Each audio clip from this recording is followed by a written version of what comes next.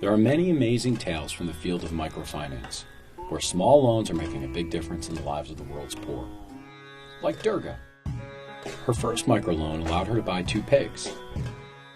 Durga realized that with a bigger farm, she can earn a bigger income for her family. She now has 60 pigs and can send her daughters to school. Microfinance has allowed millions of stories like this to be told all over the world. But this is not a story about Durga. This is a story about the people who helped Durga. And it's a story about the need for having enough of the right kind of people to lead the growth of microfinance in the field. This is how it works. Each microfinance customer is connected to a branch office. Staff there are managed by an area manager. This area manager is managed by a regional manager, who at times is managed by a district manager. It's a typical pyramid structure that leads here, to headquarters, where senior leaders set strategy and make major organizational decisions. Business as usual, right? Not here. It is these middle managers in the field who are the backbone of their organizations. They deal with the complexity and unpredictability that is work on the front lines. What does this look like? Kulam needs to expand the business into a flood-ravaged, desperately poor, almost inaccessible part of his state. This is his first job, and he has never been away from his village. The religious leaders in Suresh's region are urging all of his clients to default on their loans. They claim that microfinance, especially the practice of lending to women, violates the basic tenets of Muslim law. Then there's Jagadish. One of his customers ran away with the money from her loan.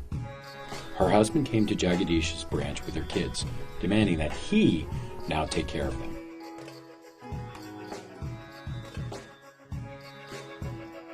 So who are these middle managers faced with such tasks? Many come from similar backgrounds as their customers. Some have college educations. Some have come up from the ranks as loan officers. Some got into microfinance because they wanted to help the poor.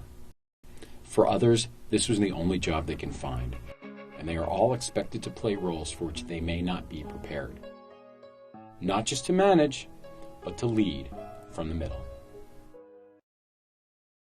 Your responsibilities are much more. You are like a business head, Every aspect of the business, interaction with the government, managing people, managing crises, those things become important, and those skills are not there.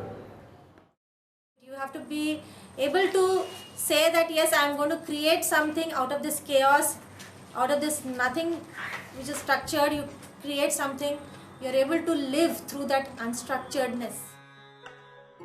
As the industry continues to grow, it is clear that there simply are not enough leaders for the field.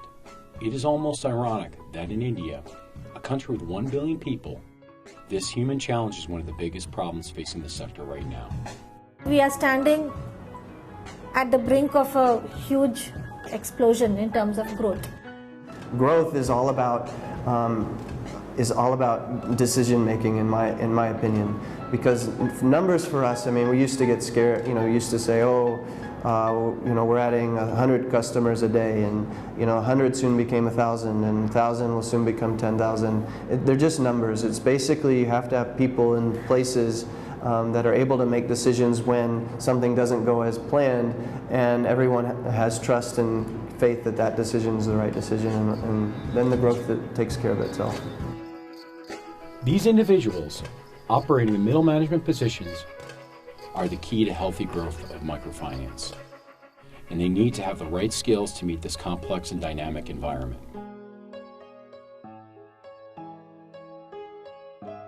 We must support and develop the people who will lead microfinance into the future. The Grameen Foundation, along with Continuum, Center for Creative Leadership, and CoCoon Consulting, are working on innovative solutions to meet this pressing need. Join our journey.